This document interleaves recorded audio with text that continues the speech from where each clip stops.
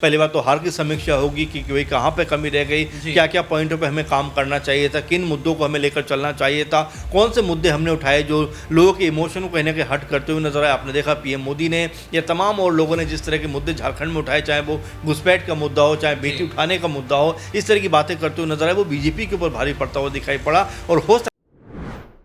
नमस्कार, आप देख रहे हैं नेक्स्ट 9 न्यूज और मैं हूं आपके साथ मनीष कुमार सैनी। झारखंड में 81 विधानसभा सीटों पर हुए चुनाव के बाद जब परिणाम आता है तो इंडिया गठबंधन एक बार फिर से प्रचंड जीत हासिल करती हुई नजर आती है और एनडीए के तमाम दावे यहां फीके होते हुए नजर आते हैं। जिस तरह से एनडीए गठबंधन लगातार चुनाव प्रचार के दौरान कहता हुआ नजर आया कि अब की बार कहीं ना कहीं एनडीए की जीत होती हुई नजर आएगी और झारखंड में एनडीए की सरकार बनेगी। वो दावे, वो वादे, वो जुमले कहीं ना कहीं फीके पड़ते हुए नजर आए और इंडिया गठबंधन ने एक बार फिर से बाजी मारी और हेमंत सोरेन ने मुख्यमंत्री पद की शपथ ली और शपथ के दौरान इंडिया गठबंधन एकजुट होता हुआ दिखा और इंडिया गठबंधन का शक्ति प्रदर्शन वाकई देखने लायक था। लेकिन देखा जाए तो तमाम यहां पर एनडीए कुनबे में अब खलबली मची हुई है क्योंकि लगातार ये कयास लगाए जा रहे हैं कि चंपई सोरेन, जो कि झारखंड विधानसभा चुनाव से ठीक पहले हेमंत सोरेन के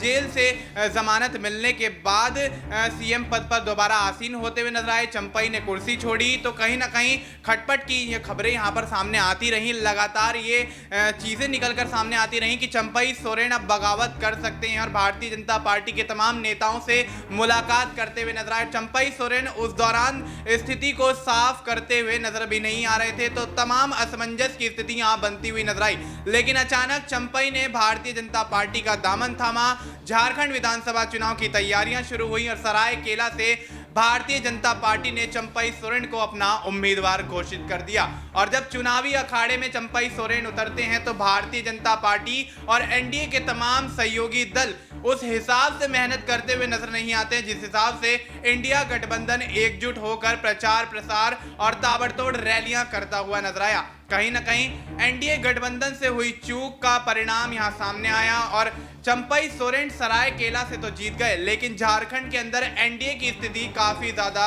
शर्मनाक प्रदर्शन के चलते यहां पर गिरती हुई नजर आई। लेकिन अब जिस तरह से सरकार का गठन होता हुआ नजर आया और अब मंत्री पद के बंटवारे को लेकर तमाम पेच फंसते हुए नजर आ रहे हैं और मंत्री पदों और विभागों के बंटवारे पर कहीं ना कहीं अब असमंजस की स्थिति झारखंड के अंदर दिखाई दे रही है। उसको लेकर तमाम यहां पर सवाल खड़े होते हुए नजर आ रहे हैं और उन तमाम सवालों के जवाब देने के लिए हमारे साथ हमारे वरिष्ठ सहयोगी अमन सर मौजूद हैं। सर, बहुत बहुत स्वागत है आपका।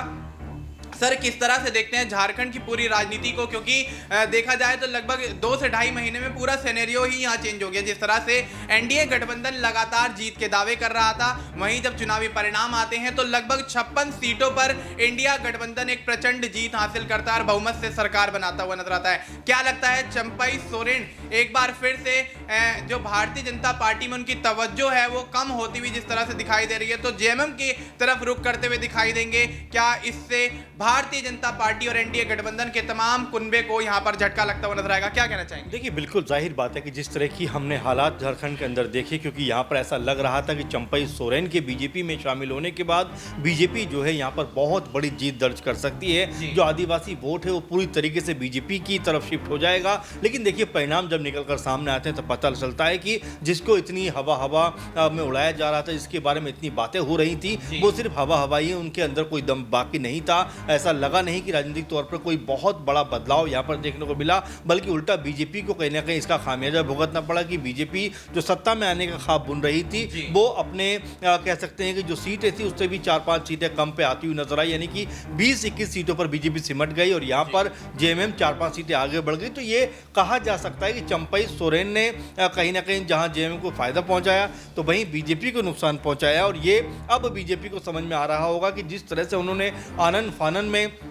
चंपई सोरेन को अपने कह सकते हैं कुनबे में शामिल कर लिया, अपनी पार्टी में शामिल कर लिया और ये उम्मीद लगाकर बैठ गया कि भाई चंपई सोरेन आएंगे तो हमारे हक में, हमारे पास जो है या हमें एक तरीके से आदिवासी जो वोट बैंक है वो पूरी तरह से यहाँ मिलता हुआ नजर आएगा। लेकिन आंकड़े बताते हैं कि यहाँ पर बीजेपी के खाते में आदिवासी बहुल क्षेत्रों से 28 में से महज 1 सीट आई और 27 सीटें जेएमएम गठबंधन के पास चली गई, जिससे समझ में आ गया कि यहाँ पर जो बीजेपी का कह सकते हैं सोच थी, बीजेपी की जो उम्मीद थी उसको यहाँ पर करारा झटका लगा। अब चंपई सोरेन की जो स्थिति बन रही है वो अपने आप में बड़ी विचित्र बन रही है कि जेएमएम में वो जा नहीं सकते, बीजेपी में उनको कोई पूछ हो नहीं रही है। तो ऐसे में अब वो क्या करें क्या ना करें, इसके भंवरजाल में कहीं ना कहीं फंसते हुए नजर आ रहे हैं। कई जो राजनीतिक जानकार हैं वो ये तक कहते हैं कि अब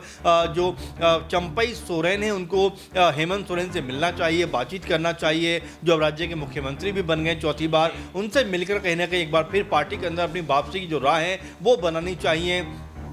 और कह सकते हैं कि भाई इतना लंबा वक्त तक उन्होंने साथ दिया है जेएमएम का, तो इस नाते उनकी पार्टी में वापसी को लेकर कोई दिक्कत भी नहीं होनी चाहिए। ये भी लगातार कयासबाजी चल रही है। अब यहाँ कई ऐसे पहलू हैं, कई ऐसी बातें हैं जो बीजेपी के लिए कह सकते हैं खासा मुश्किलें पैदा कर सकती हैं, क्योंकि दो बड़े नाम सीता सोरेन और चंपई सोरेन, अगर ये दो नाम बीजेपी के दामन से बाहर निकलते हैं, बीजेपी की पार्टी छोड़कर कह सकते हैं अपना रुख अलग करते हुए नजर आते हैं, तो यहाँ बीजेपी के लिए संकट जो है वो और भी गहराता हुआ नजर आएगा। क्योंकि सीता सोरेन को अपनी पार्टी में शामिल कराकर बीजेपी ने ठीक उत्तर प्रदेश में अपर्णा यादव की तरह कहीं ना कहीं माहौल बनाना चाहा कि भाई अब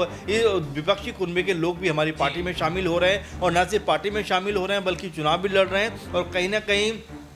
उनका जो विजन है वो अब हमारी पार्टी के लिए बड़ा क्लियर है, बड़ा साफ है। लेकिन यहाँ पर जो बाजी है वो बीजेपी के लिए उल्टी पड़ती हुई नजर आई, क्योंकि अपर्णा यादव जब से बीजेपी के अंदर शामिल हुई हैं कहीं ना कहीं बीजेपी पावर में है, सत्ता में है, और बहुत बड़ा लॉस उनको नहीं हुआ है। वहीं अगर हम बात करें सीता सोरेन की, तो जिस तरह वो शामिल हुई, खुद का चुनाव हारी, और साथ में अब यहाँ पर देखा जा रहा है कि एक तरीके से वो पार्टी के तौर पर भी कहीं ना कहीं बहुत एक्टिव दिखाई नहीं पड़ रही हैं। वोटों की गिनती के दौरान भी जब उनसे कह सकते हैं जब वो बाहर निकल रही थी तो बड़ी हुटिंगबाजी वहां पर हुई। तो एक तरीके से जो बीजेपी का साथ उनको देना चाहिए था, बीजेपी को बाहर निकल कर आना चाहिए था, उनके बारे में कहीं ना कहीं स्टैंड लेना चाहिए था, वो भी होता हुआ नजर नहीं आया। तो ऐसे कई जो कह सकते हैं चीजें हैं जो निकल कर सामने आ रही, जो बताने के लिए काफी कि यहाँ पर बीजेपी का साथ शायद दोनों जो पक्ष हैं, दोनों जो दल हैं वो छोड़ते हुए नजर आ सकते हैं। जी बिल्कुल, तो वैसे में यहाँ पर बीजेपी का साथ दोनों ही चेहरे छोड़ते हुए नजर आ सकते हैं। सर ने पूरा जिस तरह से सिनेरियो समझाया, यहाँ पर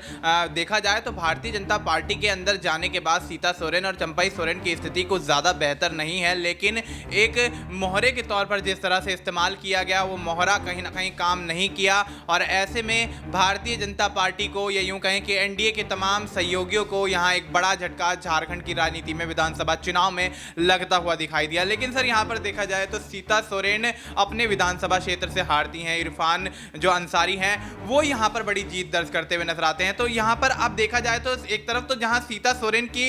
जेएमएम के अंदर वापसी की कयास लगाए जा रहे हैं, तो वहीं दूसरी तरफ यहां पर यह भी कहा जा रहा है कि कांग्रेस के जो विधायक बने हैं इरफान अंसारी, उनको यहां पर कोई मंत्रिमंडल में पद मिलता हुआ नजर आ सकता है। तो दोनों को किस तरह से आप देख रहे हैं? देखिए, पहली बात तो इरफान अंसारी के बारे में कि पहली बार भी वो ऐसा लगा था कि मंत्री बनेंगे, लेकिन मंत्री नहीं बन पाए। लेकिन अब जिस तरह से कांग्रेस पार्टी की तरफ से 4-5 नाम मांगे गए हैं कि भाई आप मंत्री पद के लिए 4 जो कह सकते हैं कि उनको सीटें मिलती, 4 जो पद हैं वो उनको मिलते हुए नजर आ रहे हैं, तो जाहिर बात है कि इरफान अंसारी का भी नाम उसमें से एक हो सकता है। अब जिस तरह से कांग्रेस पार्टी अब यहाँ मंत्रणा करेगी और लगातार विचार विमर्श करेगी, उसके बाद कोई नाम निकलकर सामने आएगा। लेकिन कुल मिलाकर अगर हम झारखंड की बात करें तो कहीं ना कहीं यहाँ बीजेपी जो है पूरी तरह से बाजी हारती हुई नजर आई है, और साथ में महाराष्ट्र में भी कहीं ना कहीं पेच फंसा हुआ दिखाई पड़ता। आप देखिए, झारखंड और महाराष्ट्र दोनों एक ही दिन कह सकते हैं, ठीक आज से 8 दिन पहले कह सकते हैं कि चुनाव की जो मतगणना हुई थी, गिनती हुई थी, दोनों राज्यों की सेम डे आई थी। और यहाँ पर देखा जाए तो मुख्यमंत्री शपथ ले चुके हैं, मंत्री भी आजकल में फाइनल हो जाएंगे, लेकिन महाराष्ट्र में कहीं ना कहीं बीजेपी अभी तक मुख्यमंत्री तय नहीं कर पा रही है। तो ऐसे में आप मानकर चलिए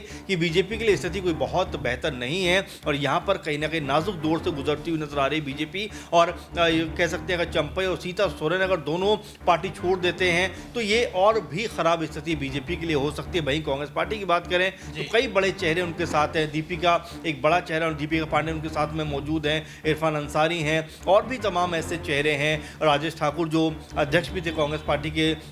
जी वो अध्यक्ष हैं, बल्कि कांग्रेस पार्टी के, वो भी कहीं ना कहीं खुद को मजबूत कर रहे हैं और पार्टी को मजबूत कर रहे हैं। तो ये अपने आप में बताता है कि झारखंड के अंदर कहीं ना कहीं कांग्रेस पार्टी ने एक लेवल पे खुद को मजबूत किया हुआ है। अब यहाँ पर सरकार के अंदर उनकी जो भागीदारी है वो किस तरह से और कितनी रहती है, अभी इसको देखना बाकी है, क्योंकि लगभग 4 मंत्रियों का नाम निकल कर सामने आ रहा है जो कांग्रेस पार्टी की तरफ से बनने वाले हैं। अब नामों पर चर्चा जरूर चल रही है। ऐसे में अंबा प्रसाद का जिक्र हम लोग कर रहे थे बीच में कि जिस तरह से उनको मंत्री बनाया जा सकता है, लेकिन चुनाव वो वो इस बार रोशन है बीजेपी के, उनसे हार गई। और देखिए बिल्कुल आखिरी राउंड तक भी ऐसा लगा था कि वो चुनाव जीत लें, लेकिन आखिरी राउंड में जाकर चुनाव हार गए। लेकिन फिर भी उन्होंने बड़े वो कह सकता हूँ उनका, मैं भाषण सुन रहा था, बयान सुन रहा था, तो उसमें उन्होंने कहा कि देखिए जनता है, हमेशा आपको नहीं चुन सकती, कभी आपकी हार होती है, कई बार आपकी जीत होती है। और वो ये कहते हैं कि जो नए विधायक चुने गए हैं वो उनसे उम्मीद रखते हैं कि क्षेत्र का विकास करते हुए नजर आए। तो ऐसे में यही पॉजिटिविटी होती है कि जब भी आप चुनाव में जाते हैं, एक पक्ष चुनाव हारता है, एक जीतता है, लेकिन बेहतर बात यह है कि लोगों का विकास कैसे हो वो ज़्यादा ज़रूरी है। तो यहाँ कई तरह की चीज़ें चल रही हैं। इसमें कांग्रेस पार्टी की भागीदारी क्या रहती है, आरजेडी किस तरह से निकल के आप कह सकते हैं मंत्री पद के रूप में अगर उनको मिलता है तो क्या कुछ काम करते हुए नजर आते हैं, सीपीआई की स्थिति क्या रहने वाली है। फिर झारखंड में अगर हम जेएमएम की बात करें तो मुख्यमंत्री तो उनके बन ही गए, अब साथ में कितने मंत्री बनने वाले हैं, क्या कल्पना सोरेन भी मंत्री पद संभालेंगी। तो इस तरह की लगातार खबरें जो हैं, लगातार कयास जो हैं वो झारखंड में देखने को सुनने को मिल रहे हैं। जी बिल्कुल। तो ऐसे में मंत्री पद के बंटवारे को लेकर लगातार कयास लगाए जा रहे हैं, लेकिन मंत्री पद का बंटवारा फिलहाल नहीं होता हुआ नजर आया, लेकिन 2 से 3 दिन में ये स्थिति भी साफ होती हुई नजर आएगी। तो ऐसे में झारखंड में सत्ता के खिलाफ माहौल ना बनाने के चलते भारतीय जनता पार्टी को बड़ा झटका लगता हुआ नजर आया और जेएमएम और कांग्रेस के साथ आरजेडी के गठबंधन ने एक प्रचंड जीत, इंडिया गठबंधन ने एक बेहतर जीत एक बार फिर से हासिल की और सरकार बनती हुई नजर आई। लेकिन अब मंत्री पद को लेकर किस तरह से बंटवारा किया जाएगा और चंपई सोरेन का क्या कुछ स्टैंड आगे आने वाले समय में होने वाला है, क्या सीता सोरेन भी चंपई सोरेन के साथ अब दल बदलती हुई नजर आएंगी, परिवार की तरफ वापसी करती हुई नजर आएंगी, या फिर भारतीय जनता पार्टी दोनों ही चेहरों को कोई बड़ी जिम्मेदारी सौंपते हुए अपनी पार्टी में बनाए रखेगी। फिलहाल आपको इस मुद्दे पर क्या कुछ लगता है, आप अपनी राय हमें कमेंट करके बता सकते हैं। बाकी देश और दुनिया से जुड़ी तमाम जानकारी के लिए आप देखते रहिए नेक्स्ट 9 न्यूज़।